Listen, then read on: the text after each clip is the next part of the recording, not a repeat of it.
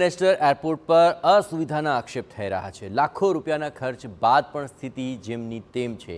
International airport બહાર શ્વાનનું જાણે કે સામ્રાજ્ય છવાયું છે। એસ્કેલેટર પર મોટા ભાગે બંધ જ રહેતા હોવાની ફરિયાદ ઉઠી છે। વોશરૂમમાં પાણી ટપકતા હોવાની પણ ફરિયાદ ઉઠી છે।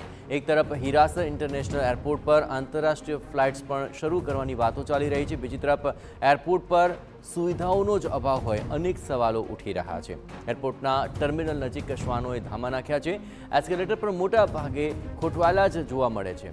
ચા કોફી અને નાસ્તા જેવી પ્રાથમિક જરૂરિયાતની વસ્તુઓ પણ અહીં ન મળતી હોવાના આક્ષેપો છે।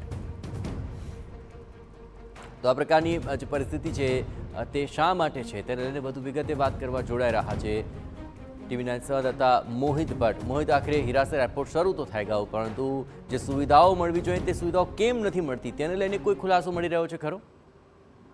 જયેશ, એ જ સવાલોના ઘેરામાં છે કે કરોડો રૂપિયાના ખર્ચે તૈયાર કરેલું હિરાસર ગ્રીનફિલ્ડ ઇન્ટરનેશનલ એરપોર્ટ છે તે જે વડાપ્રધાન નરેન્દ્ર મોદી છે તેમનું પણ ડ્રીમ પ્રોજેક્ટ છે રહ્યો છે, પરંતુ ત્યાં આટલો સમય વીતવા છતાં હજુ પણ ત્યાં અસુવિધાઓ છે તે જોવા મળી રહી છે। જે પ્રકારે દ્રશ્યો સામે આવે છે તે પ્રમાણે ટર્મિનલની બહાર જ જે શ્વાન છે તેનું સામ્રાજ્ય છે તે જોવા મળ્યું છે, કારણ કે ઇન્ટરનેશનલ કક્ષાનું જે એરપોર્ટ છે ને બહારથી લોકો છે તે આવતા હોય છે ત્યારે જરૂરથી ગંદકીને લઈને સવાલો છે તે ઉઠી રહ્યા છે। એટલું જ નહીં, પરંતુ ટર્મિનલની અંદરની તરફની વાત કરવામાં આવે તો એક્સેલેટર છે તે વારંવાર બંધ પડી જતા હોવાની પણ ફરિયાદ છે તે સામે આવી છે ને, જેને લઈને મુસાફરોને ભારે પરેશાનીનો સામનો છે તે કરવો પડી રહ્યો છે।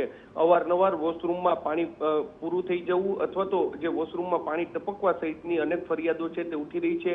જો કરોડો રૂપિયાના ખર્ચે આ પ્રકારનું ટર્મિનલ છે તે તૈયાર કરાયું હોય અને તેમાં પણ જો આ પ્રકારની અસુવિધા હોય તો જરૂરથી આ જે એરપોર્ટ ઓથોરિટીના જે કર્મચારીઓ છે, અધિકારીઓ છે, તેમની કામગીરી સામે સવાલ ઉઠી રહ્યા છે। અગાઉ પણ વિપક્ષ દ્વારા અનેક વખત આ ગ્રીનફિલ્ડ ઇન્ટરનેશનલ એરપોર્ટની ગુણવત્તાને લઈને સવાલો છે તે ઉઠાવવામાં આવ્યા હતા અને આજે જ્યારે આ જે દ્રશ્યો સામે આવે છે તે ખૂબ જ ગંભીર બાબત છે ને આ સમગ્ર મામલે એરપોર્ટ ઓથોરિટી દ્વારા યોગ્ય કાર્યવાહી કરવી એટલી જ જરૂરી છે। જી જયેશ। બિલકુલ મોહિત, તમામ ગતિવિધિઓ પર આપ નજર રાખતા રહેજો। હવે કાર્યવાહી ક્યારે થાય છે તે જો મહત્વપૂર્ણ બની રહેશે। બાકી અત્યાધુનિક આ એરપોર્ટ પર સુવિધાઓના નામે માત્ર મુસાફરોને મળે છે હાલાકી।